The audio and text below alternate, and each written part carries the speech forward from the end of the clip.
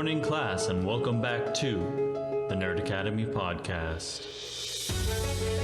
Hosted by our headmaster, Jared Bachman Stubbs, you can find all of us here at the Nerd Academy Podcast on Facebook, Twitter, Instagram, YouTube, and on our website at www.thenerdacademypodcast.com.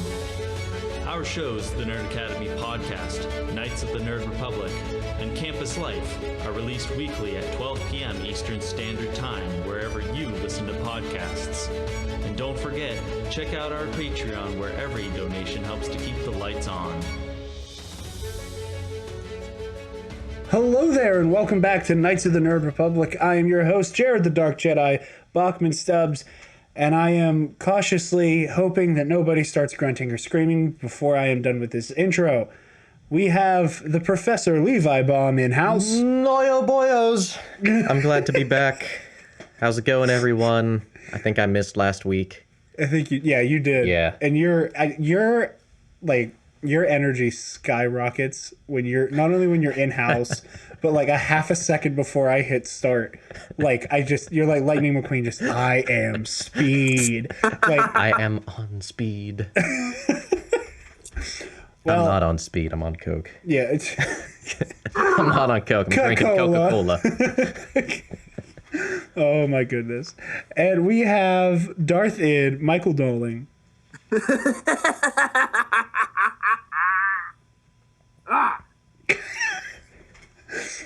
And we have the consular, Alexis Capel.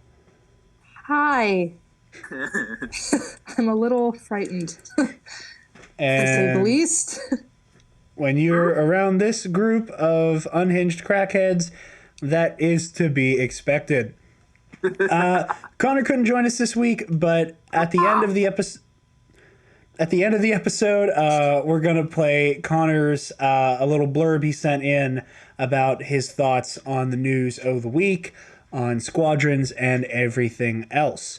But with that, we're gonna hop into the news of the week. We have our first story, like I said. What? No, how was your week? Because okay, so we're gonna get a peek behind the curtain no here. more. He just doesn't care anymore, okay? I don't care Get a anymore. clue. So it guarantees us having the maximum amount of shit to talk about on campus life. And B, I don't know if I said one and then B, whatever. I usually do that on purpose. I don't. I just do it all the time by accident. Also, we're trying to keep the shows around an hour. And like, I see. Yeah, that was not my decision. It was totally not Joel Basenbach's decision either. Probably a smart decision. Huh? It was probably a smart decision. a very smart decision. All right. That is Even though we're jabbering right now, let's get right. we're padding it out a little They bit. better It's tune okay. Thursday. Or whenever. When does campus life go? Every other Thursday. Yeah, So this Thursday. This past Thursday was Chuck a Cup. Chuck a Cup came out. Really? Yeah. Oh, so we have to. Friend. No. Yeah. That wasn't Wednesday. That wasn't this past Wednesday. No, it was Wednesday before. Right, so we're approaching a new campus life. Yes. Right now. Yes. The Yeah, day okay. before the camping trip, we were recording Yes. a new campus life. Okay. Right, yeah. Oh, God. Mike, you're going to be a joy this episode, I can tell. There's a video game. Yes, thank you, Levi. There is a video game. We got our first look at Star Wars Squadrons this week. I'm going to run through this Everything You Need to Know article. After the recent EA Play conference, we have an official price. It is looking at $39.99, which is a steal. Mm-hmm. It's coming in about $20 shy of what most games cost. This is being made by EA too, right? Yeah. Ugh. It really did. Wow. It seems like they're turning over a new leaf, honestly. He said, knowing that's Maybe not we true. have to buy the rest of the ship as DLC. Who knows? They only give you the cockpit. Yeah, they only give you the cockpit. And then you have to, for $5.99, you get the You gotta thrusters. upgrade. You get a hyperdrive. Start out with cardboard. Just a box. Just a box. You gotta use your imagination. You get jettisoned in a cardboard box from a Mon Calamari warship, and then just immediate, you have died. Oh my god. Yes. So the game is going to be coming out on October 2nd. It's going to release on the current generation of consoles. So we're looking at a PS4, Xbox One, and PC release. No Switch port, unfortunately. However, there will be cross-play enabled, which is probably why they didn't have the Switch on there. So it doesn't matter if you get it on the Xbox One or PlayStation 4, because you can play with all your friends regardless. How will they do it? On that game. Okay. I don't know how crossplay works, because I don't think I've ever done it before. So they spoke to one of the narrative leads, a gentleman by the name of Ian Fraser. And this is how the conversation went. They covered the story. When we started, this is a quote from Fraser. When we started, we actually looked at a lot more than just Star Wars as a comparison point. We looked at the original films, first and foremost, the classic trilogy. We looked a lot at Rogue One because it's an excellent film. It does amazing things with space battles, and we thought it was a great reference point. It does something that we try to do even with the game, which is that if you take a freeze frame of A New Hope and put it next to Rogue One, they don't actually look the same. Rogue One has more technical quality to it. It's better produced because it's been decades since, and they've managed to hit the style and the flavor spot on. So it very much feels like the original. I think that's similar to what we're trying to do. We don't want the game to feel old. We want it to feel more appropriate to 2020, but at the same time, we want it to have the look of those films. We want to make sure we're evoking the same feelings of the original. If you kind of move your head forward in the VR, you really experience the displays of your cockpit. You notice we've constructed them in a way that looks like how ILM would have built a prop in 1977. It's fake, obviously. We're making everything inside a video game, but we're trying to build it based off of the physical realities of how those props were made in the late 70s. There are many more quotes. Oh my god, there's an Ewok bobblehead. Yes. So one of the cool cosmetic things that you can add to the inside of your cockpit that makes my heart very happy, and I know Alexis is going to get excited about this, is Star Wars has kind of in a weird backdoor way canonized the Funko Pop. Because they're literally there's literally like a little Ewok, like Chief Chirpa Funko Pop in one of the screenshots inside of the cockpit. And it looks like you can get countless of them. Wow. Yeah. So there's going to be 4 classes of fighter that you can use. Let me pull that up real quick. There's so much to cover with this. This is why I defer video game news to Connor. Star Wars. I just fly my ship around and just get out of town. So we have the fighter class. We have the interceptors. We have support, and we have bombers. What would the support be? The support is for the New Republic are U-wings, and they are TIE Reapers for the Empire. The fighters are just a TIE fighter and an X-wing. The interceptor class is a TIE interceptor and an A-wing. A-wings sucked in A-wings are Battlefront awesome. 2. Hey. No. A-wings are great. 2005 Battlefront 2. Those were one of the worst things you could ever drive. I love an A-wing. Well, I just like interceptors. The V-wing's where it's at. I like the V-wing, and I like the Jedi Starfighters the most. Mike just got garbled so bad. And then, obviously, for the bombers, we have a TIE bomber and a Y-wing. Yeah.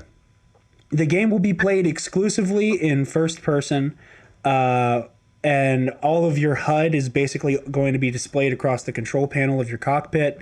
So you're going to look down, you'll have your shields in one place. It'll show you your health. Your laser charge will show you how your ammo's looking. The ship status indicator will be showing you like where the ship might be compromised and exactly how poorly you're doing on health. You'll have a sensor that'll act as like a radar. And then there will be a power management that, like you hear and see in the movies, the whole, funnel energy to deflector shields or to your hyperdrive, stuff like that. Yeah. So you're very much going to have to manage your resources with this. So it's going to be a very realistic experience. And I can only imagine how much more intense it would get playing it in VR. Mike, I have to address this. You sound like you're talking into a a tin can and string, and the string is running from You don't Marguerite know they're not. to Latrobe. What? How do I? One more time, Michael. How do I sound now? I might be flying in a TIE Interceptor or an A-wing. You don't know.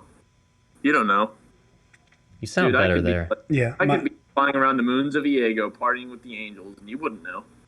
Mike, can you get closer to your microphone? You sound like a mile away. All right, now can you hear me? Yes. All right, guess we'll have to do this then the whole time. All right, yeah. I have the image of him just like hanging upside down from rafters, and that's his version of we just have to do this the whole time, I guess. Yeah. So, I'm trying Where can our listeners find this? this is the Polygon Everything You Need to Know article that has the full interview with Ian Fraser Oh, and it is a as well. full interview. Yeah, it's the most of the article is just a back and forth. Yeah, so there's a lot in there to digest. But yeah, I'm very excited by the look of this, and me personally, going into this game wanting a good campaign and also wanting to not just be tied down by having to play as the rebels the whole time.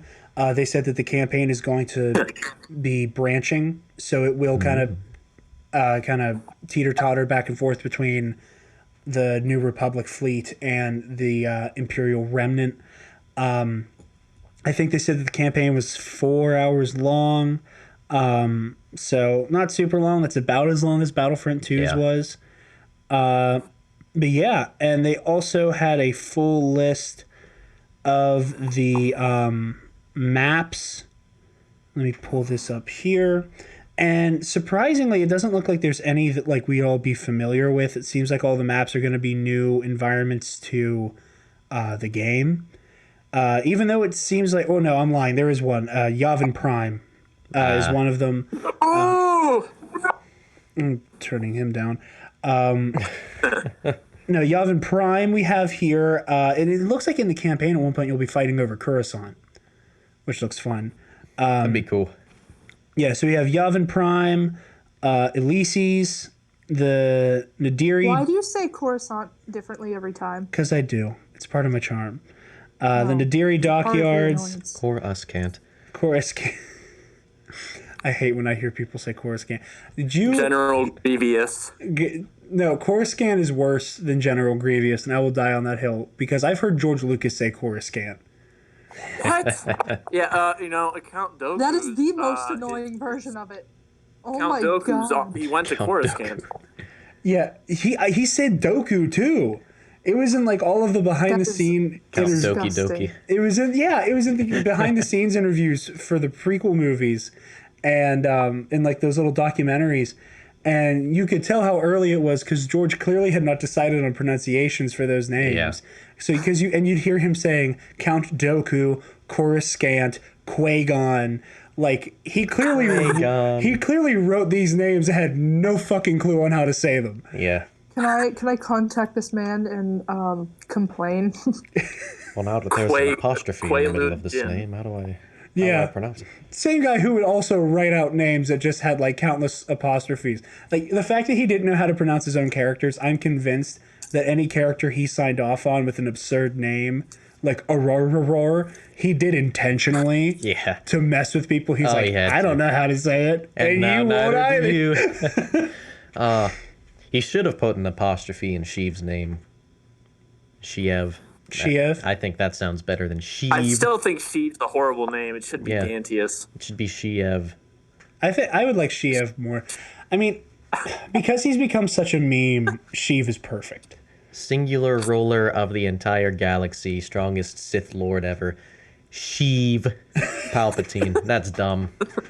That's not his true name. His true name Born is on Sidious. Naboo. I touched that man's butt. She did. He touched his butt, and my dad asked him if he could electrocute us, but the Emperor did not oblige. I feel like he did you a favor because I don't think Adam Driver was going to come and like rub your belly back to life. Just to clarify, though, he was able to do that purposely for touch Ray. his butt. Wax on, wax off. What was that, Alexis? Just to clarify, I didn't purposely touch his butt. Yes, it was you an did. accident. You didn't. You touched on purpose. No, I. You, me, and Spencer were in line, and she looked at both of us like, just so you know, I'm touching Ian McDiarmid's ass. She told us beforehand it was premeditated. That is not true at all. We got to him, and she firmly grasped it. The force They is were strong with her on the walls, intentions. red lines. It was all a plot. Big plot. I sense a plot to touch the Senate's ass. The dark side of the force surrounds his ass. By the way, untrue. All right, wait, everybody. Before this article's done, right before we're gonna go to the next one, I want to know what everybody's preferred starfighter is, because I'm into starships. Are we talking in this game or just in general? In this game, we'll make it easier. In this game, TIE Interceptor. TIE Interceptor. Yeah. Why? I like being able to get around a little bit faster, and I'm okay with losing a little bit of firepower on the cannons. I mean, at least in Battlefront 2, they make up for the lesser firepower on the cannons with some really hefty missiles. Yeah. So yeah. I'd rather be able to catch up to somebody and deal a killing blow instantly than have to just chase them the whole time and just Yeah. get in, get out. I guess I am not a pilot. That is this kind of stuff. Like, if I manage to even be subpar at this game, I'm gonna classify that as an achievement. I've always liked the look of the bombers, the TIE bombers. Yeah. Yeah. Man, I don't know. Don't ask me. I think I'd have an A-wing because I want a hyperdrive on my thing, and I like to go fast. Well, all the Rebellion ships have hyperdrives on them, so. That's what I like too. I mean, like, yeah, TIE stuff looks cooler, and they like make the screaming sound.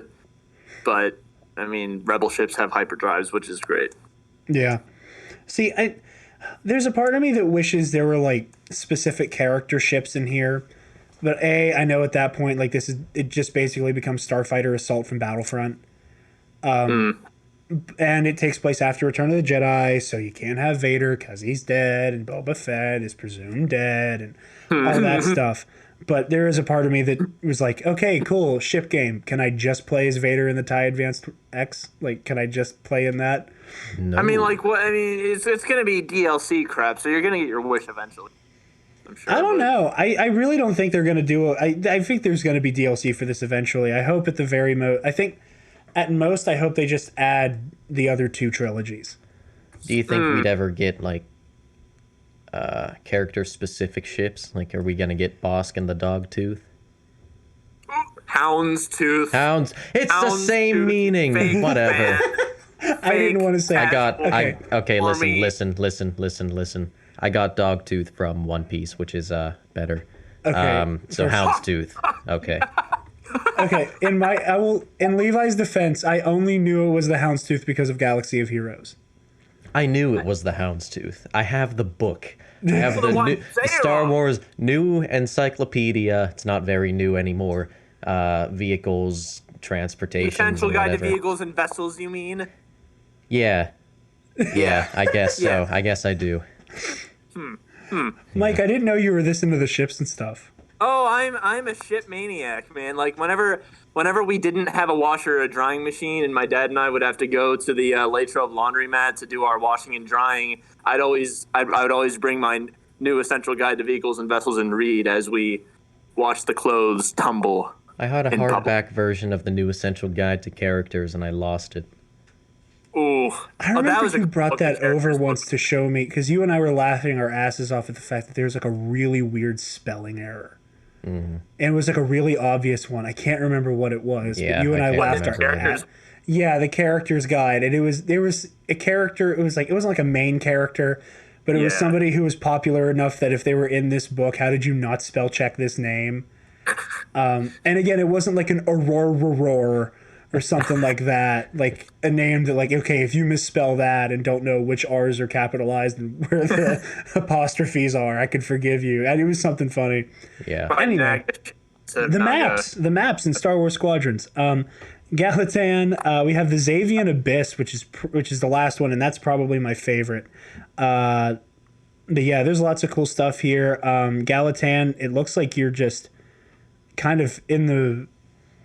Oh yeah, here's the description. Galatan is a remote moon in the dangerous but beautiful Ringali Nebula. The forces of the turbulent nebula have pulled the moon apart into an asteroid field of still molten fragments. Still molten fragments. I freaking love nebulas. I wish I could visit one. That's where stars are born, man. That's stars. wild, right? How does that work? I mean, it's I guess Star Wars, it's Star space, Wars, but- space physics, you know, magic physics. Cloud.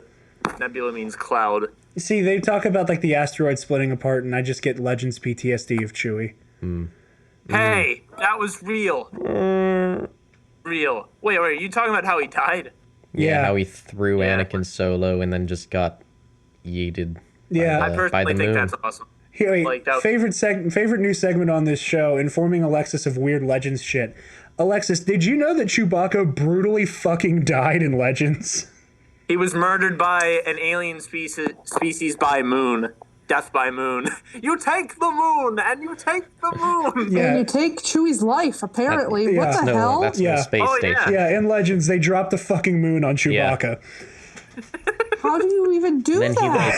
It's the Vong, man. They're the coolest villains ever. Jared disagrees with me, and I respect that. He, like, but it was awesome. I don't even know what that is. he Hail Married young Anakin Solo into a ship. Yeah, and they he were got getting crushed. refugees off this planet, and then Chewie and then- Anakin couldn't get back in time. So And then- yeah, he threw Anakin into the ship, and Anakin piloted the Falcon away. What was he, 12 or 13 when Anakin Solo kind of like killed himself to kill Palpatine or something? Yeah, and stupid like Anakin that? Solo gets fucking killed No, anyway. he put himself to fight in the Yuzhan Vong War. Palpatine was dead the 4th time by then. No, I thought he had to like. Yeah, but the sequels retread old ground. No, I thought do! Anakin had to shut down all the clones of Sidious. Too late, Skywalker. I Too thought late. it was that weird tree guy that killed Palpatine the final time. No. That was Master Jedi Wait, Groot. that was a Neti Jedi. That was Master Ode Benar, who killed Executor Set. Oh, yeah. Okay, yeah, you're right. Regardless, Chewie got a moon thrown at him, and that reminds me of Chewie having a moon dropped on him. I You rem- take the moon and you throw it on the Wookiee. if only Travis can, like, at Walmart right now, can feel the amount of you take the moon jokes. We're only making him stronger. Such a great joke. It is a good meme. So moving right along from Squadrons. And fancy free. Getting there is half the fun. Come share it with me. Move Wait, what right song? along. Do. Well, that's from the Muppets. Oh, that's Levi's so- just vibing, and I love it. Kermit and Fozzie are driving in a Studebaker and they get lost. They end up in Canada. Levi taking us down a little mini rabbit hole into They come into a fork in the Muppets road, lore. and there's like a fork in the road. I remember that. They Oh yeah. Oh my god, you just unlocked a memory. I can see that Yeah. frame in my brain right now. they offer to like pick up Big Bird, but Big Bird's like, no thanks, and then he keeps walking. Yeah, but then doesn't Wow, that I need Levi as Big Bird. wait, but doesn't that tie into that one Big Bird story where he like becomes a fucking dodo? I don't know what I'm you're not talking joking about. right now. I don't know there's what like you're a Big talking Bird about. movie where like Really? we're like it's like an Annie situation where they like claim he's his parent. Don't look at me like that. It's like an Annie situation where they claim he's their his parents, and they're like, Big Bird, you're a mutant dodo. Come live with Follow us. that bird. Because he can't fly. Because he can't fly, and they convince him that he's a dodo. Yeah. But I'm pretty sure that the fork in the road scene also happens in that, where he Really? sees Kermit and Fozzie. Oh, What that's do you mean cool. he sees Big Bird? Is he like an ostrich and a chicken or He's something? a Big Bird. He's Big He's Bird. a Big Bird. What the hell is Snuffy? He has a big bird. Bird. Dude, I was gonna make a joke about shipping Snuffleupagus and Big Bird, and then I realized that if I say that, one of us are gonna, just out of morbid curiosity, Google Big Bird X Snuffy exists. fan art, It exists. and I don't want to do Oh, that. that's Oh, it exists. Big Bird and who? Snuffleupagus. Snuffleupagus. Shit, I can't spell that. The Eeyore of Sesame Street. Shit, I can't spell that. He just walks around. Hey, bird. You know, He's got the best eyelashes. Listen, He really does. Elmo Palooza Part 2. Okay? When they have It's fanfic. Snuffy singing the spaghetti damn, meatball man. song. Cultural reset. Okay? Cultural reset. So, this show's a Back nightmare. to Star Wars. Back to Star Wars. Nothing's here. I'm just gonna look up Zuko and Katara fan fiction. Okay, have Okay. fun. Oh boy. Have fun. Let's play a game. What has more explicit fan fiction? Zuko and Katara and Raylo. Zuko and Katara. They've been Yeah. around longer. Yeah. That's my bet. Yeah, I've seen some definitely. weird shit on Twitter.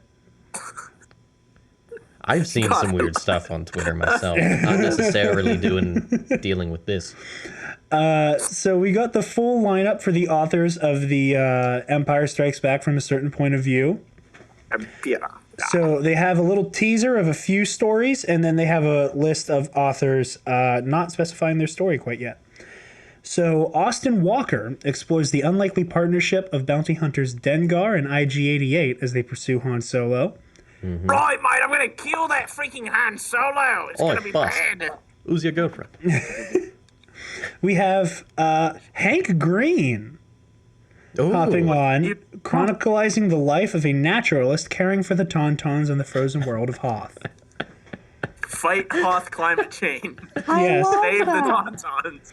Don't leave your blasters out in the cold. So, as precious as the Hank Green Tauntaun Keeper story is, this Is one, it about me? yeah, it's Lexi's OC finally gets some Star Wars playtime. Yes. This might be my favorite. Tracy Dion delves into the dark heart of the Dagobah cave where Luke confronts his terrifying vision. And it's just about the cave. So if that's true, Mike might have gotten his wish about the fucking tree spider. Woo! Let's see Sorry. how badly that peaked in the audio. Oh, my ear. Only what you take with you. We're gonna get some knobby freaking white spiders. Wait, I'm gonna look up a picture of those right now because they're nice. Knobby. But yeah, it's it didn't specify like how that is supposed to work, but like I think the story's supposed to be from the cave's perspective, which is interesting. Which like since it's connected to the Force, it makes sense Yeah. that it's in some way How sentient. did it get connected to the Force? Dagobah is just one of those worlds like Octo or Exegol that are just naturally a nexus in the Force for some reason. Is it good or bad? That's why Yoda went, is because it's entrenched in the dark side. And Dagobah is like one of the few worlds that he knew of and could get to that would mask his presence in the Force. I see. So it's all right. He's a coward. bad. coward. Well, so Dagobah's bad naughty Force. Yes. Bad naughty. Yes, Okay. kind of like Felucia in The Force Unleashed. Oh, where, like, Felucia's supposed to be bad naughty. Yeah, like this is one of those things. It's Oh. like the Force. It's weirdly connected to the Force and can get swayed in either direction. But with what's going Gotcha. on with just where Dagobah's at, he's like, oh, I can just chill out here for a little bit and nobody will notice me. I have a question Yes. about Felucia. Before the Force Unleashed happened, was that always where Rancors come from?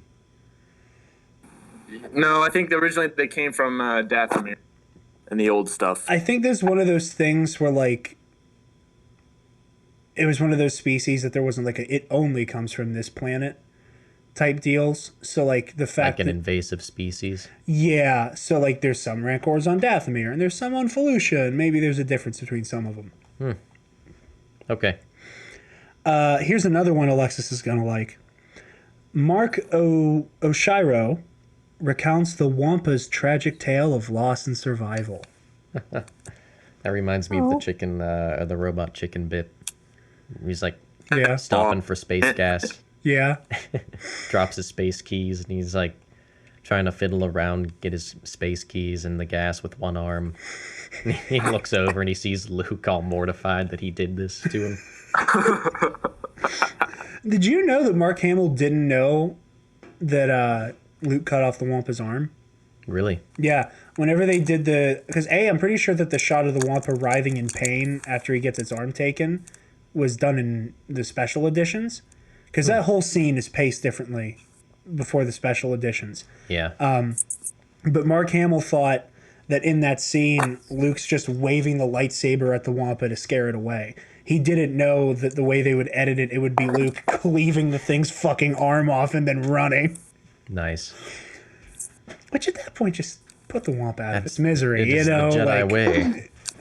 This is a Not weird the side Jedi note. way. yes. Someday I want to own a really big, white, fluffy dog, and his name is going to be Wampa.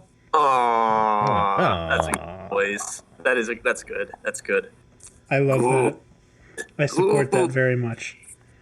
And then I think we might have gotten another request that we mentioned on the show last week as well here. Mm-hmm. Seth Dickinson interrogates the cost of serving a ruthless empire aboard the bridge of a doomed Imperial starship. Whoa. So either this is one of the ones that gets taken out in the asteroid field, or these are the poor fuckers that get hit with the ion cannon. Oof. Which I'm sure is terrifying. When Good. First catch of the day. yeah, And the captain, he just only talks to the crew through like fishing metaphors, and like they slowly just get unhinged and angry at that. They just can't take it anymore. yeah, I'm very excited for all of these. And then the full list of authors that they haven't teased the story for yet goes as follows: Tom Engelberger, S.A. Chakraborty, Mike Chen, Adam Christopher, Zaridia Cordova, Delilah Dawson. She's written a couple other novels: Alexander Freed, Jason Fry, Christy Golden, Robert Hart, E.K. Johnston, Lydia Kang, Michael Kogi, R.F. Quine, K.B. Lee, Mackenzie Lee, John Jackson Miller, Michael Morecci, Daniel Jose Older, Amy Radcliffe, Beth Rivas, Lillian Riviera, Kevin Scott, thanks for the Twitter follow on the TNAP Twitter. Emily, I'm not even going to attempt that one. Oh, can I see it? Yeah. I can try. Emily Yeah, I said I was going to try. Skrutsky. Skrutsky. Yeah. Skrutsky? Emily Skrutsky. You want to round out I the guess, list? yeah. Emily Skrutsky, Karen Strong, Ann Toole, Catherine M. Valenti, Django Wexler. That's a cool name. Django! That is a cool name, Django Wexler. Kirsten White, It's not even his real name. Gary Witta, Brittany N. Williams, Charles Yu, and Jim Zub. These are the authors, Michael, so that is his real name. That is awesome. So lots of authors, lots of stories. Yeah, and a lot of out. them are Star Wars alums, you know, like Kevin Scott, E.K. Johnston, Jose Older, you know, like there's a lot of people here, Amy Radcliffe, who have already taken a swing at the Star Wars mythos. Mm-hmm. And that's the cool thing is, you know, sometimes people will sneak stuff they're already working on into these stories. Like Claudia Gray had her story in the A New Hope one called Master and Apprentice about Obi-Wan talking to Qui-Gon's Force Ghost. Year and a half later, her book about Qui-Gon and Obi-Wan called Master and Apprentice comes out. Mm-hmm. So keep an eye open because some people might be sneaking some stories in there that you're not quite sure you know what you're reading about. But Mike is right. Django Wexler sounds like a Star Wars character. That is the if he coolest made name. self-insert fan fiction and published it, people would not know it was self-insert. No, they would you think can it's just just use your a name. Star Wars character. You just use your name. Yeah, That's a Star Django Wars Wexler. name. I'm sure the same goes like if you ever played Dungeons and Dragons. Like, just use your name. You don't have to have to come up with some goofy name like Beauregard the Destroyer. Like nothing goofy. Just Django Wexler. Yeah. Perfect. And so moving right along, we have some updates on Kenobi. This is from Sci-Fi Wire. While dropping the news that he'll voice Jiminy Cricket in Guillermo del Toro's stop-motion animated Pinocchio, which that's a fun headline on its own, Ewan McGregor also offered up a little... Fun to hear you say it, too. Yeah, I almost said Pocahontas. Stop-motion Pocahontas. Featuring Jiminy Cricket. Jiminy Cricket. Oh, beautiful. Let your conscience be your guide. Let your conscience be your guide as you're just genociding the shit out of these natives. Jiminy Cricket is to blame for the Trail of Tears. Change my mind. Okay. We skipped a couple chapters in history there. I don't care. That's where it goes. That is the terminal velocity that was of a white history. answer. Hey, you know what? You know what, though? Shit. You know what, though? If Chief Powhatan wouldn't have been greedy and wanted those Western weapons, he could have kicked Britain out of Jamestown. Maybe. But Jiminy Cricket also told him to steal the weapons. I guess, and then conquer his fellow men. Yeah, Jiminy Cricket is doing the Palpatine thing. You leave Jiminy Cricket alone. He's like the old man in that Pixar short. He's just playing chess with himself. Mm-hmm. Ewan McGregor also offered up a little insight into the upcoming Disney Plus series, filming next year, hopefully, in which he'll reprise his role as Obi-Wan Kenobi. Here's a quote from McGregor. I do know sort of what it will be about, but I'm not going to tell you. He also went on to say that it's not exactly surprising though, since everything involved with this, or almost anything in these big franchises, is secretive and mysterious until they decide it's not. The insight here is that they'll be using some of the cutting-edge virtual projection technologies that they used on The Mandalorian, and that means Ewan McGregor is going to, quote, enjoy it a lot more than he did filming the prequels. Another quote from Ewan. We shot the first one on film, and we shot the second one when we got to Australia on the new HD cameras, which were pretty primitive compared to what they are now. He's talking about Phantom Menace and Attack of the Clones. So it was quite technically complicated, I remember. Just all blue screen and green screen, so it was hard to imagine it. But nowadays, they have moved on so much. A lot of what you see is going to be what was on set. If you've seen any of the behind the scenes on The Mandalorian, that they employ the incredible screen. I don't even begin to know how it works, but it's pretty amazing. So if you're on set and you're in a snowscape or something, well, you look around you, that's what you see. It makes you feel like you're in the place. I think it's going to be a lot realer, or a lot more realistic for us. I think we'll be using some of that technology on our show, which is untitled as of yet. So another little nugget there is that I think we've all kind of jumped to the conclusion that everybody did with Solo, a Star Wars story, and just assumed it would be called Solo. We kind of did the same, just assuming it would be called Kenobi. So, as still untitled, apparently. But they also said The Rise of Skywalker was untitled until they went, okay, we're just going to tell you in the trailer. It should be titled The Sandman. Mr. Sandman, bring me a lightsaber. I'm gonna be honest with you. I'm trying to think of like a Nightman Cometh joke, of like Nightman of the day, man. the Jedi Knight cometh, and everyone, Nightman. Okay, wait, that Enter makes Sandman. Enter Sandman.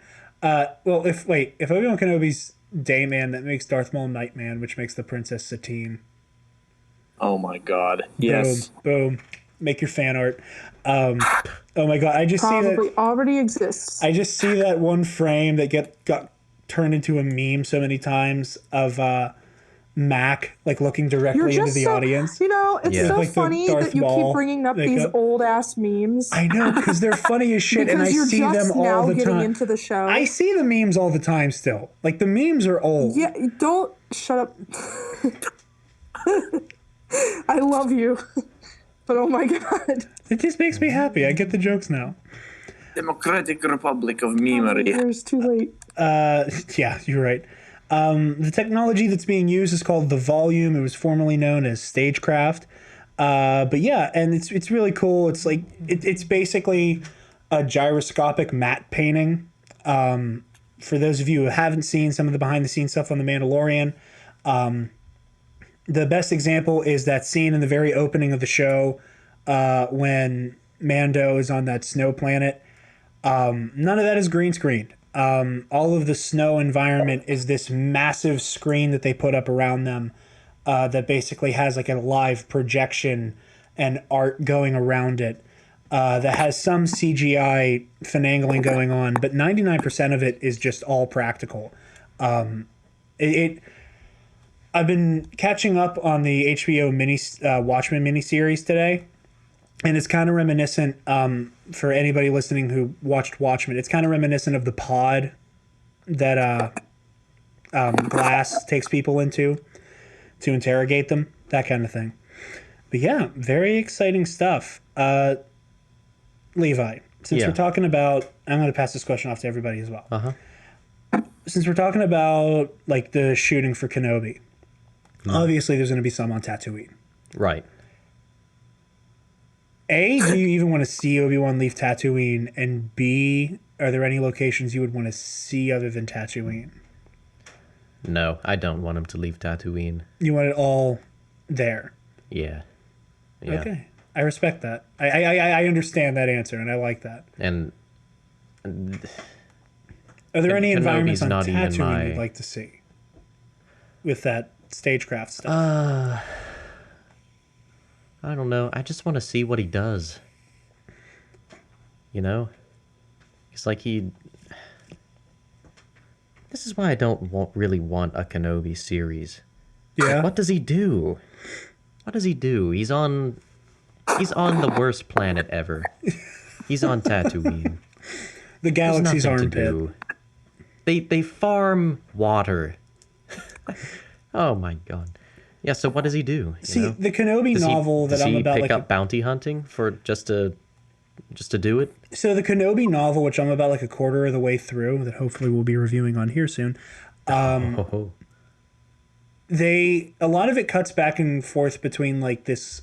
What I bet they base the story off of would be something akin to Kenobi, where it's like right after he shows up on Tatooine, and a lot of it is him kind of like trying to grapple with the situation he's in now and the whole galaxy is in, trying to come to terms with that, trying to understand it, and kind of like find himself in the Force again, on top of getting dragged into a massive conflict between a very violent tribe of Tusken Raiders and a small town.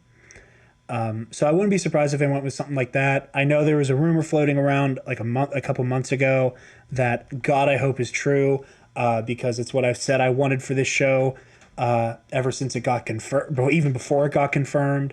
But I don't want to believe it too hard and get disappointed. They could also very easily do that story where Asherad Het is the one leading that tribe. That'd be cool. Currently, it's like this really... In the Kenobi novel, it is a... I think the best way I can describe it is like a Tusken Raider fundamentalist. And you get like a lot of very creepy and disturbing insights into Tusken culture through him, which is really interesting stuff, but it's not Asherad.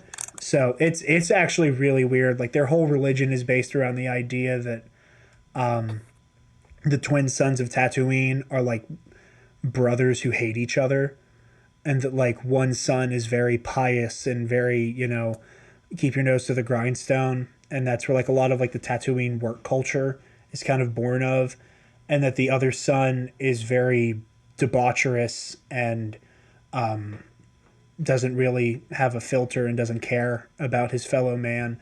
And that's where you get the seediness that is on Tatooine as well. It's very interesting. Like, and again, it's because it's the Tuskens. It's very violent as well. What's this book called again? Kenobi. It's Legends, but it's Is it a new book? No, it's an older Legends book. So what sort of quest is this tribe on? Are they just pillaging and stuff? Basically, or are they it's basically trying to unite? They're trying to take their tribes? land back from the settlers, Okay. and that's a lot of it. Is that yeah. And So it's all right. yeah, and at one point, like, there's one of the main characters. She runs this one shop. Her daughter basically gives her mom the middle finger. Is like, I'm gonna do what I want to do, and they like steal one of their dewbacks and like ride it into the Junlan wastes, and end up almost accidentally falling into a Sarlacc pit. And the main Tusken chief is like watching the whole melee. And Obi-Wan also sees this girl like barely being able to handle the dewback. Her mom comes flying out after her. Obi-Wan intervenes on his Eopie. And while both of them are trying to like get the girl off of the dewback before the Sarlacc kills it, while all hell is breaking loose, the dewback just kind of like miraculously ends up out of the Sarlacc's mouth. And they're like, oh, how the hell did that happen? And Obi-Wan's like, oh, hi, I'm Ben. I have no idea how that happened. I promise you it had nothing to do with me. The Tusken's like watching, Okay. in like a dune hill, and is like, oh, they're using sun magic. Ah. And it turns into this whole, it's really interesting stuff. So there's a lot you could mine from this, just going That's off of cool. that one novel. And that's Yeah. not even factoring in the legend stuff and, or like the Asherad Het stuff. And there's a lot you can mine for it. Alexis, I will pass to you. Do you want to see Obi-Wan leave Tatooine? And are there any planets you have in mind for that if he were to? Yes. But I'm not sure where. I keep trying to think. I was trying to be ready for this question too, because I had a feeling you were going to ask me something similar to that. God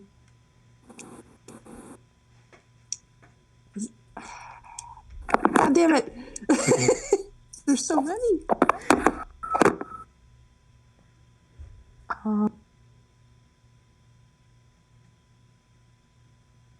Anywhere but there. Anywhere but the galaxy's armpit. That's fair. Coruscant. Coruscant? Ooh.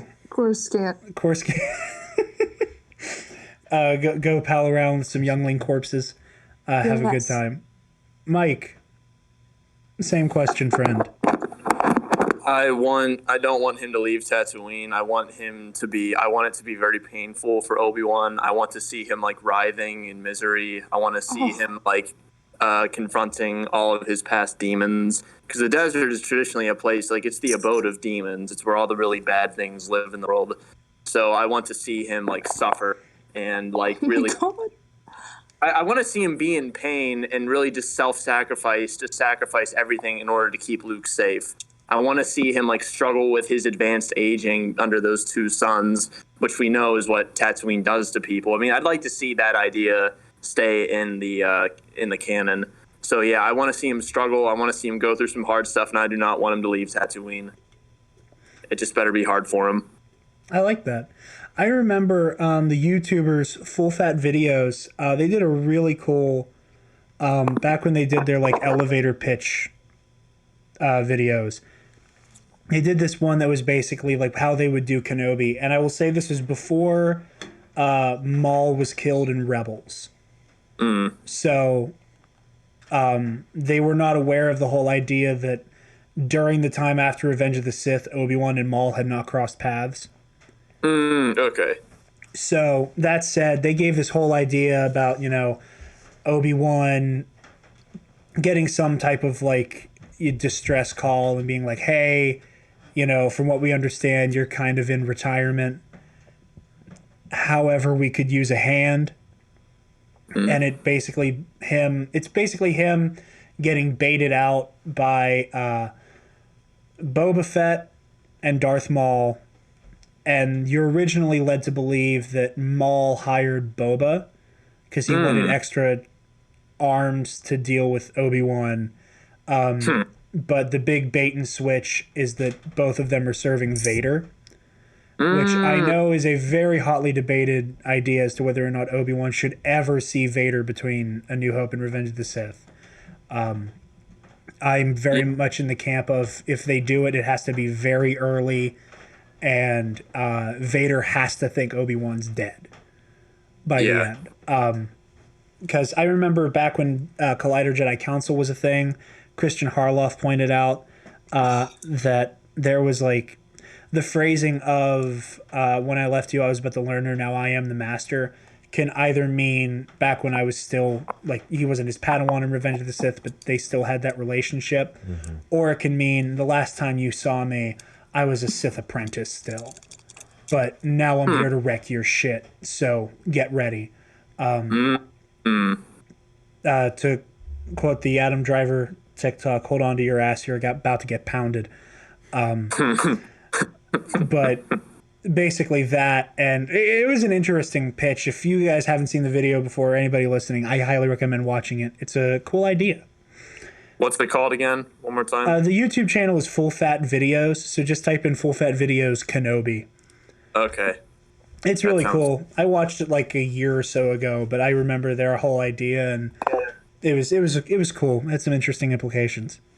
Oh yeah, one more thing. Now in the in the comic book in the Star Wars Visionary collection, which is like it might be my favorite Star Wars comic. It was like all the concept artists of Revenge of the Sith making comics, like little stories.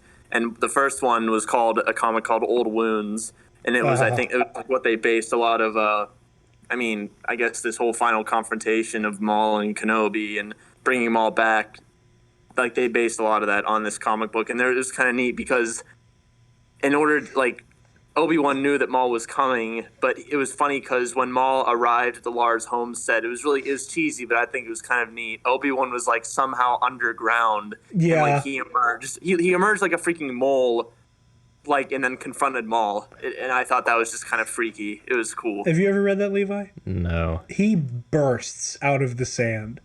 Like, Yeah. Maul is like anime, and like this is like peak edgelord, like Maul back. Yeah. Like the horns were like a foot high Yeah, out yeah, of his yeah, head. yeah. Like the Grievous legs. He's anime sprinting to the Lars homestead with like a trail of sand being kicked up behind him on like the giant General Grievous chicken legs, and then Obi-Wan just like out of the sand and just like, you won't hurt him, and it's like Obi-Wan's using the reverse grip all of a sudden. It's so edgy and over the top, and it is so fun because of it. Wow. And it's like they're speaking to each other like through the Force, I swear. Like, because like Obi-Wan's text bubble is like above the sand, but it's all like wavy, and it's like, do you know he's here? And it's like, I have tracked him here at Kenobi, and like it's yeah, it's cool. Yeah, at one point in it, it shows that like that Maul was like missing Obi-Wan by minutes everywhere. Like Maul showed up on Mustafar right after everybody left, and Maul showed up on Paulus Massa right after everybody left, and then massacred everybody on Paulus Massa. And then the trail went cold after that, and then Maul found out about it, and then like Maul shows up in Mos Espa, talks to Watto, beheads Watto. It was a whole thing. It's so good and so edgy. But moving right along into our final story here, one that I think all of us will enjoy. We have rumors about a currently in development animated Star Wars series. This is courtesy of Noah Outlaw and Corey Van Dyke. Both of them formerly a part of the Making Star Wars outfit. For obvious reasons, they're no longer a part of that outfit and are doing their own thing, but still bringing us some excellent scoops. Oh, thank you. So, you're welcome. Not you.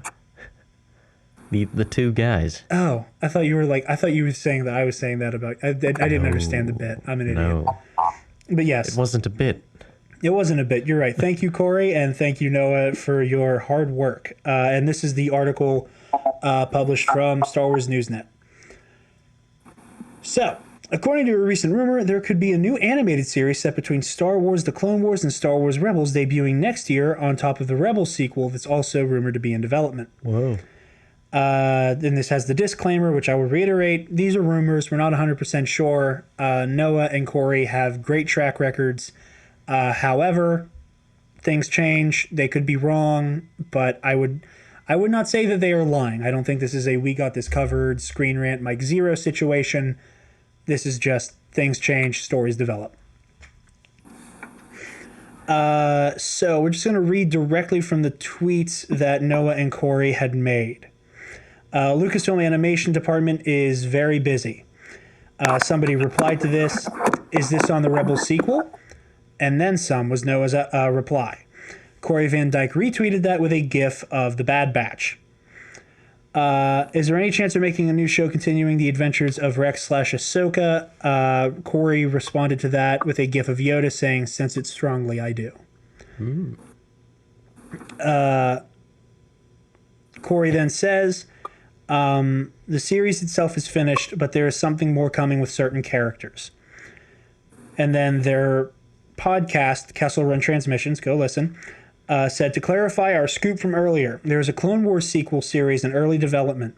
We are not sure, but it would make sense if it follows Rex and Ahsoka after the events of Season 7. We need to figure out how these three got together, and then it's Rex, Gregor, and Wolf. Corey then follows that up later with, if you love Echo, you'll love the Clone Wars spinoff. Then somebody else tweets at them saying, any other details? Seems like a boring series if it's just Rex and Ahsoka laying low until Rebels. Not really a chance for any epic confrontations. Corey says, Rex and Ahsoka will appear, but they are not leading the series. Then Corey says again, another kind of vague tweet. The future of Star Wars animation is definitely bright. I am happy we are returning to the same quality as Clone Wars. As a massive TCW fan, I'm glad Disney is listening to the fans on this one. And then Corey Van Dyke said, Filoni never introduces characters just to toss them aside and never use them again, which I think is kind of funny, even though Dave Filoni is infamous for murdering characters. No. But Not the freaking sisters, man. it could. I Better think. not see the sisters. What if they prove you wrong though? Like, what if you end up liking the Martez sisters? Like what? Like It's giving just them the time fact to grow. that the older sister didn't learn her lesson. But She's giving still them a time piece to of grow. crap. Giving them time to grow. Would you give them a chance? I would wait it out and see what people say about the series. Okay, that's fair. So this is a direct quote from Kessel Run Transmissions. When I initially heard about the Rebel sequel a few months ago, I was also told that there was another animated show in development, and for the longest time, I couldn't get a firm answer on what it was. Finally, we heard very recently that it's a Clone Wars spin-off animated series, but it's after the Siege of Mandalore, but it's more of a spin-off show, which I guess is kind of the same thing. There isn't much we are allowed to say right now. We will in time for sure, but the little teases I can give you guys is that certain characters in that series we were recently introduced to in the 7th season of the Clone Wars, and they were well received. So well received is kind of our hint towards the Bad Batch and not the Martez sisters. Good, I guess. What that makes me think of in this sense is that it'll have something to do with Wolf and Rex and how that sort of thing happens and how they come together. And then Corey goes on to speculate. So I'm pretty certain the Clone Wars spinoff will be announced before the Rebels sequel. However, we'll get an official reveal this summer. I'd imagine it was planned to be revealed at Celebration, which also recently got officially canceled. Duh. He also says... then someone follows up and says, maybe the Clone Wars sequel is a short 11 to 13 miniseries, while Rebels is a 16 to 22 episode series. To which Corey responds, yeah, I can't imagine this being a multiple seasons show. So clearly this is meant to kind of be a kind of flash in the pan. And then Noah has some more to say. He says, we can 100% say that the new Star Wars animated series features the Bad Batch as the main leads. It'll take place after the Siege of Mandalore, and Hunter, Crosshair, Tech, Wrecker, and Echo will all be back. The Bad Batch arc in Season 7 was a backdoor pilot for this new series as a way to get the audience familiar with these characters. Rex and Ahsoka will also appear in a limited capacity. Production is far along, and you can expect it in 2021. Cool. We don't know if Dave Filoni is involved with the series yet, but a lot of people that worked on TCW will be on this show. Hopefully we'll get an announcement this summer, as I'd imagine it was supposed to be announced at Celebration. We have heard from several different reliable sources on this. Corey and I are big TCW fans and are just hyped as everybody else. This is something we'd never make up or guess at. We wouldn't do that for anything that we put out. So again, Corey and Noah, they have a reputation. They do what they do, and they do it very well. So I'm going to kind of pass this around. Levi, your thoughts on this? All right. This is assuming everything they said is true. Yes. Everything the article said is true. I'm glad it's not following Ahsoka and Rex, because too much of a good thing can ruin that good thing. Yes.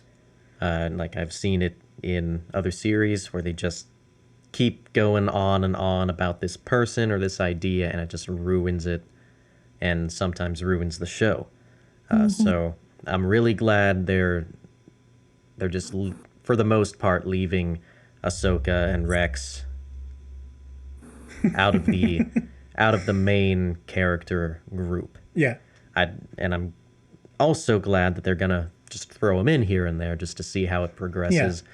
It would be weird if they didn't show up. Right. I think Echo's gonna freaking die. He has to now because he's not in Rebels, right? No. Yeah, Echo's gonna freaking die in this one. Yeah. Or they're gonna upload his brain into a ship. They could do that at this point. Yeah. I can't remember which member of the 501st it is, but one of the members of the 501st assuming this story is still treated as canon and it's not like the Ahsoka novel got ruled out a little bit by Clone Wars. One of the members of the 501st ended up somehow getting captured by the Separatists, being personally held prisoner on one of Dooku's space yachts, and then discovered all the way in the sequel era. Like, unfrozen, and then, like, hey, I'm, like, the last clone trooper. And, let's So see. he's out there, too. I really don't want to see the Martez sisters. I really do not. So I guess I'm glad we would be seeing the Bad Batch, Yeah. even though I wasn't too enthralled by them either. But I guess it can be cool. This will give them more time to be fleshed out as characters instead Yeah. of the cardboard props that they were in. Cardboard props like In Huey, the Clone Dewey, and Wars. Louie, Yeah, the Sith up there. Trooper trio that we Yep. have in here now. Is that the trio we're going with? Yeah. Huey, Dewey, and Louie? Yeah. Not like Mo, Larry, and Curly, or... I think the idea of Sith Troopers but make it DuckTales is inherently funny. the butcher, the baker, and the candlestick maker. Okay, you know what? Looking behind you. Rub-a-dub-dub. We're gonna workshop it. Oh my god! Wait, rub-a-dub and dub is. Bibbidi-bobbidi-boo. Yeah, okay, I guess that's Dragon that's Ball. super niche. Yeah. Yeah. No, yeah. Rubba-dubba and dub. Okay, that's it. Rubba-dubba and dub. There's a lot of trios you Troopers. can go with. Ed, Ed, Nettie. There's a lot to mine from. All right. So that's about all my thoughts on it. Yeah. Yeah. I also want to know which age group this is supposed to be geared towards, because this is a dark time. I have thoughts. I'm gonna weigh in on that in a minute. I'm gonna pitch. Oh, sorry, I didn't think you were finished. Just one last thing. I don't care whether Filoni's on it or not. Yeah. Okay? Because he ain't God, right? He's just human. There can be others who do just as good as him. I see this with a certain fandom that I really don't want to mention by name, because I'm certain it's worse than Star Wars. Does it share a name with a certain gem? Yeah. Yeah. Yeah. Oh, terrible fandom. If you say anything too good or bad about that show, they will screw you up.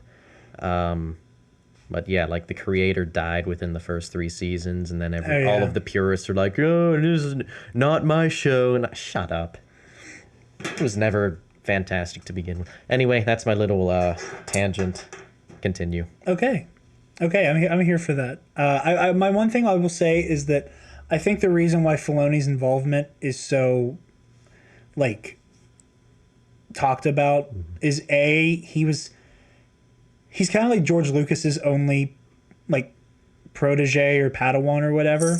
Yeah. You know, like that's And why it's he fine got if he's hired. it's fine if he's involved. I'm not going to be angry that Yeah. he's involved. He's also made a point of saying, like, anytime Ahsoka shows up, like, he's involved. Like, His hands are all over it. Yeah, in the same way that, like, if you're gonna put Thrawn in something, you have to talk to Timothy Zahn. Like, that's kind of like the unofficial rule with the Lucasfilm story group. Okay. Yeah, Oh, that's cool. yeah, and I like that they're that reverent whenever people are like mine with a character. Mike, your thoughts on this? I think this looks fascinating. I'm really not. I was never really keeping up too much with the. I was never really keeping up too much with the animated stuff. But yeah, I mean, I'd like to see some dark time stuff. I want to. What happened to your voice? It's like your balls crawled back up. My what crawled up? Jesus Christ. Your voice got all super funky for a minute is what he's saying. Maybe I. Wait. No. Something fell, but now it's risen again. Okay. Yeah, I think this would be really cool. 3 days. After 3 minutes, 3 seconds. Yeah, I think it'd be cool. I really don't have too many opinions on it. I mean, like what Dave Filoni's done, I think he's done a great job at stuff. Yeah, I mean, I don't really watch the shows, the animated stuff too much, but like I like The Mandalorian. I like what I've seen with Clone Wars. I think they ended it really well. So, yeah, I think it'd be nice to see. That's neat. I think I'm just more excited for Kenobi. But, yeah, just keep doing what they're doing and keep being creative. And, yeah. That's fair. I'm here for it. And Desk Buddy. Yeah, I'm What have you to excited. say? I mean, I don't know how backstory it is, but I like the in-between bits that we don't see, so I'm excited to see that. I agree with you, Levi, that I don't want to see too much of Ahsoka and Rex. Even though I need to see them. I need to see them, but I don't. I'm glad the whole show isn't going to be about them, because I don't even know how much you could really do with that. I mean, I guess you could, but I don't know. And I like the Bad Batch, so. Yeah, that's the one thing with. I'm glad that they're keeping Ahsoka and Rex in reserve, because like a story like this, they have to show up, kind of. Right. But by the same token, you know, you can only do so much with Ahsoka during the dark times before you completely write the novel out of existence. Yeah. I like the mystery of it too. You know, exactly. So there's only so much you can do with a Force sensitive who is actually staying Right. concealed. Right. You know, like that's why stories like Fallen Order exist, where you have a Jedi who is like, no, fuck you, I'm a Jedi and I'm gonna kick your ass. And you have stories that are a little bit more introspective of people dealing with that shit. Levi, to what you were saying with like, what age group is this for? Yeah. I would love if there's a bug in the recording area. I would love. No, it's something it's a flying. fly. Yeah, it's a big ass fly. It's Lord of dummy the Flies. thick. It's one of those green ones. I don't know what the Discord message was about. Okay, I think tone wise, I would not be surprised if this is akin to season 7 of Clone Wars, Yeah, that's what I was thinking too. where like it's kid friendly, but it's also gonna be a lot to take in. Yeah.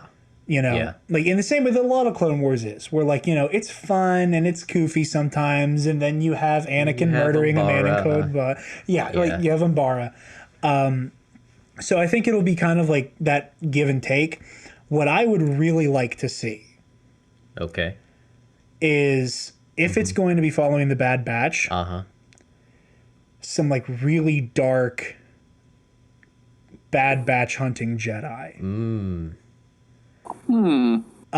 Because we know from the unreleased story reels Yeah.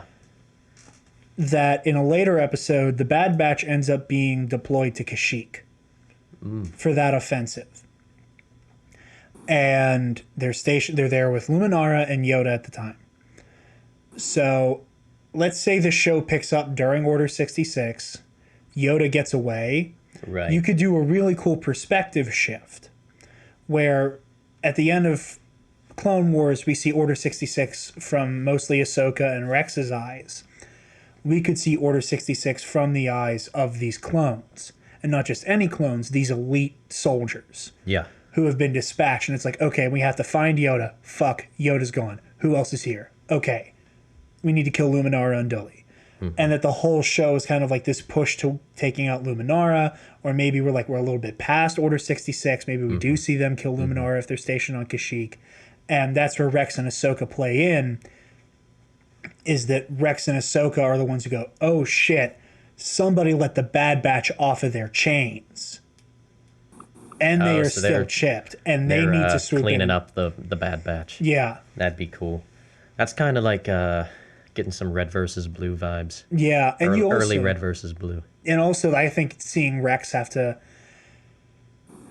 having to grapple with the idea of him maybe having to put Echo down Yeah. would be That would suck. That would be a lot. Like that would be the darkest place you take that character to, and that says a lot after this past season. Yeah. To put him in a situation where he might have to kill Echo. But with just how unstoppable the Bad Batch is, I don't even think. I mean, fuck, Ahsoka doesn't have lightsabers anymore, So unless this this show is going to take place after the Ahsoka novel, and she has the lightsabers, and then she's going to go after the like they're fighting up an uphill. It's an uphill battle, Right. For them to even almost contend with the Bad Batch. In that, okay, like we have Vader and then the best Jedi killers in the galaxy, like right there, which is what they would be, no problem. But yeah, that is all we have for you guys this week. Mike, where can the lovely people find you?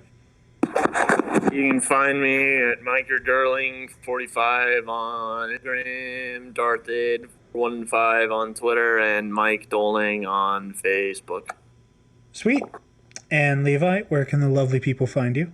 They can find me on Twitter at Levi_bomb, where I kind of talk about Star Wars, but also suggest better things for you to watch, like One Piece.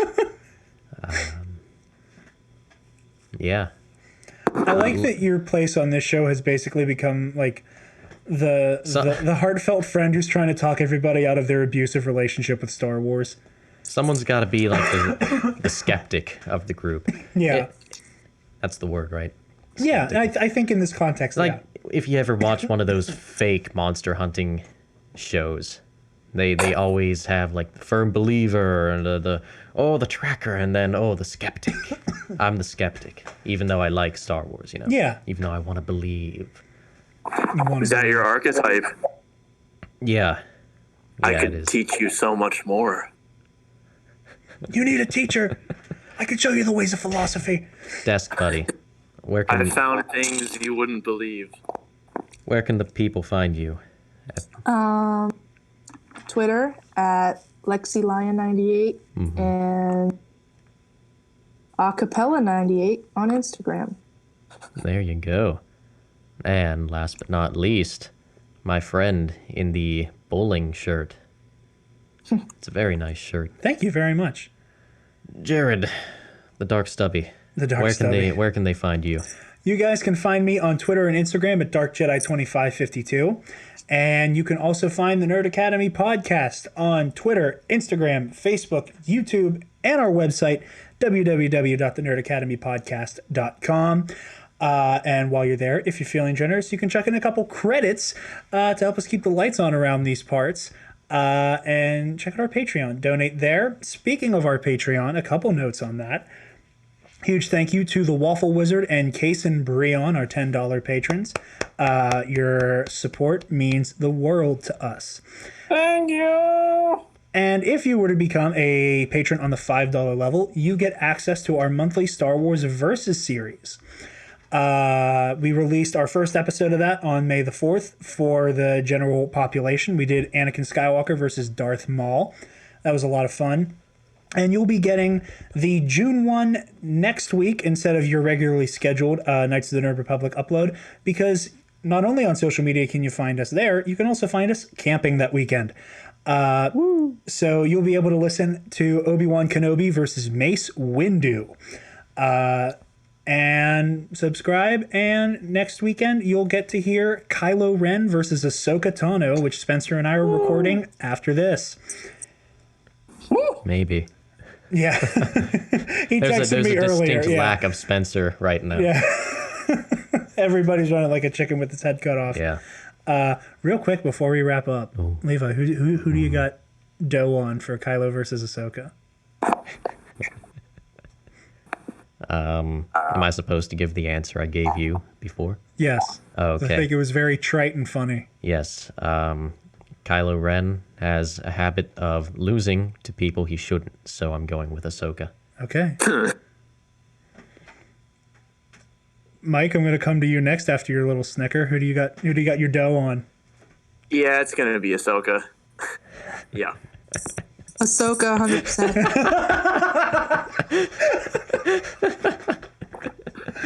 I'm very excited to record Angsty boy this ain't got it. I love it, my angsty boy, but Ahsoka's just way more Yeah, Kylo's experienced. he's kind of clumsy. Yeah, he is. He's kind of just clumsy.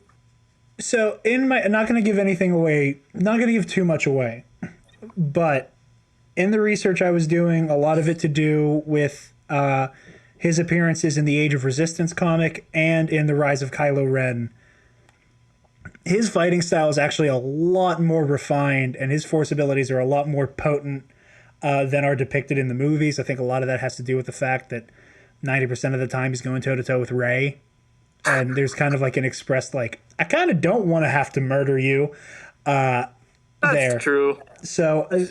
I like how he swings it around in the movies. oh, it's so cool. Because he's working with a... You know, it's like a broadsword. A cross guard that can also cut you. Yeah. He's so much more powerful than I thought he was. Like before this, like really researching him he brought down a whole stone temple with the Force, like practically effortlessly. And I was like, oh, this is some like a weird monster the size of the Titanic. Yeah, he killed a Zillow beast. Stone Temple pilot. Yeah, Stone Temple pilot. With that, Child in a mask. Thank you, Supreme Leader Doling. Take that ridiculous thing off. Okay, is this show just going to be you guys taking pot shots at my boy now? Best Class admired girl dismissed. who had never held a lightsaber. You failed! Skywalker! I wish everybody could see the little hands Levi did for.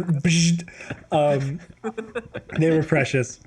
Anyway, thank you all so much for listening. We are honored that you have joined us, and may the Force be with you always.